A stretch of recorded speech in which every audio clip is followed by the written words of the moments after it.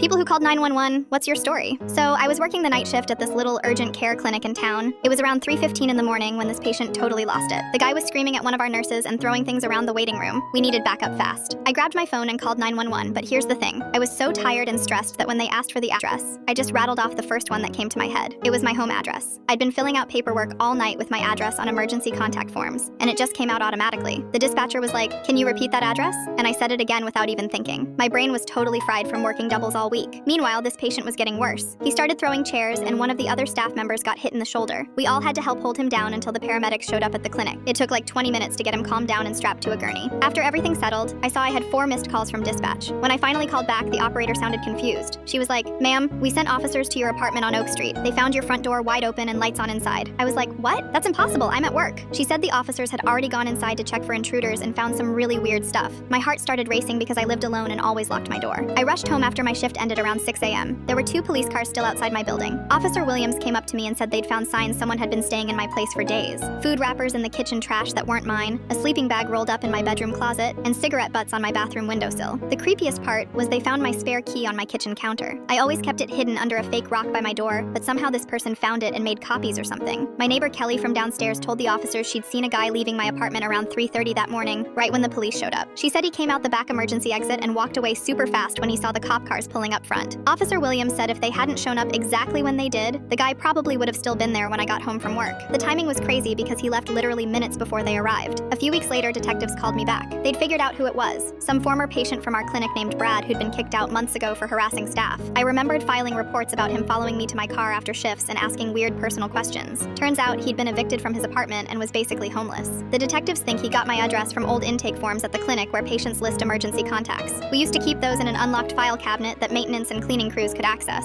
He'd been watching my schedule and knew I worked nights, so my place was empty for hours. The detective said he probably planned to keep squatting there until I eventually discovered him. The scary thing is, I would have walked right into my apartment that morning and found him there if I hadn't accidentally given dispatch my home address instead of the clinic's. My stupid mistake from being overtired literally saved me from a really dangerous situation. Brad got arrested 2 days later at a gas station. The officers said he confessed to breaking into my place and had been planning to confront me about some imaginary relationship he thought we had. He kept saying I owed him because he'd been a patient at our clinic.